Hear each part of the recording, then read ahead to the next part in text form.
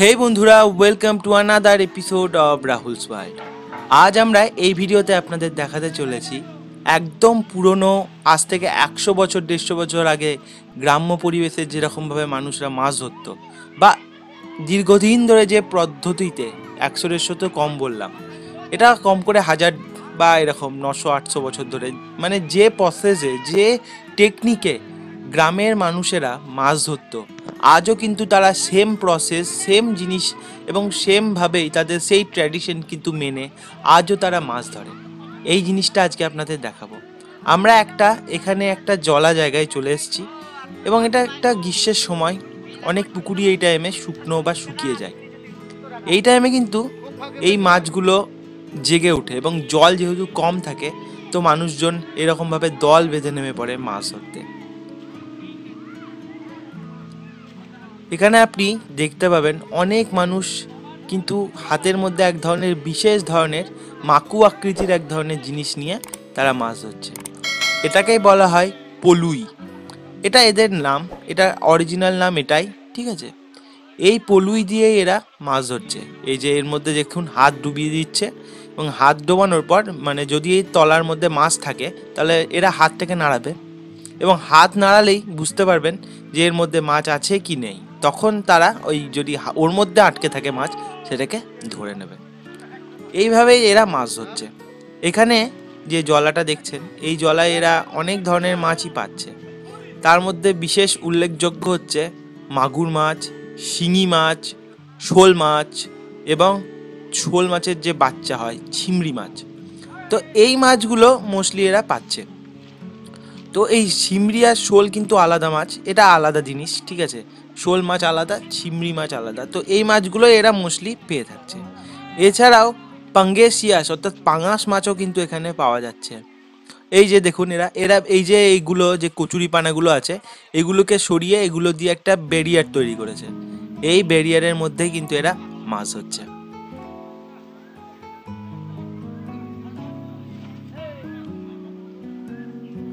অনেকে এই যে জলের মধ্যে হাত ডুবিয়ে মাছ ধরার টেকনিকটা কিন্তু খুবই রেয়ার।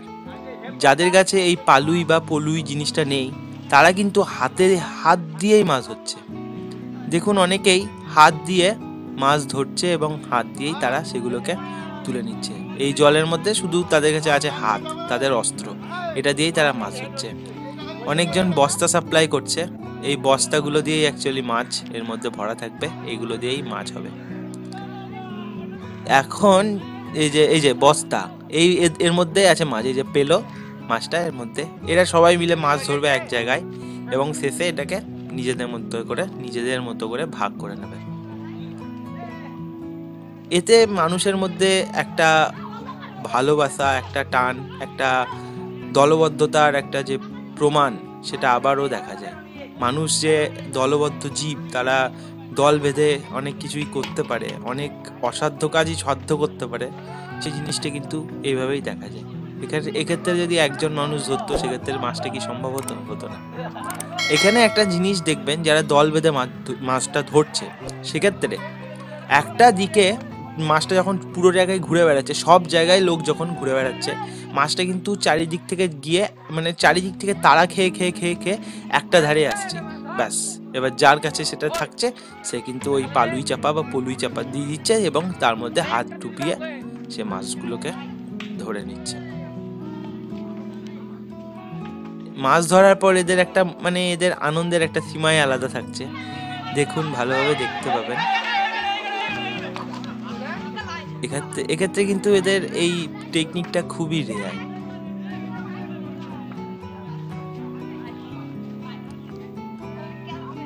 সবাই আনন্দ করছে, দলবদ্ধভাবে মজা করছে, মাছ ধরছে।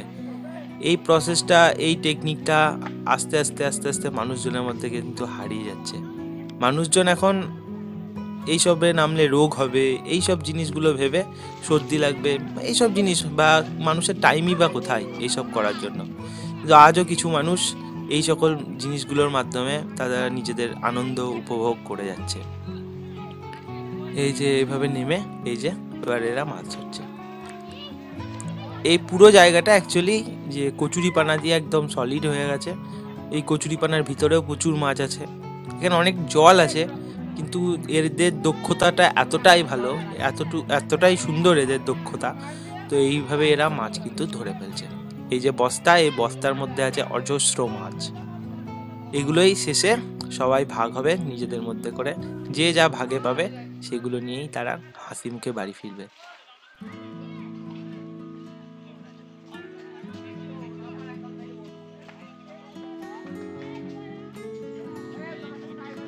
এই ছিল আজকের ভিডিওটি কেমন লাগলো অবশ্যই কমেন্ট করে জানাবেন। দেখা হচ্ছে খুব তাড়াতাড়ি। আর এখনও যদি আপনি আমার চ্যানেলকে সাবস্ক্রাইব না করেন, তাড়াতাড়ি যান এবং সাবস্ক্রাইব করুন। আজ আসছি, দেখা হচ্ছে খুব তাড়াতাড়ি। ততদিনের জন্য গুড বাই।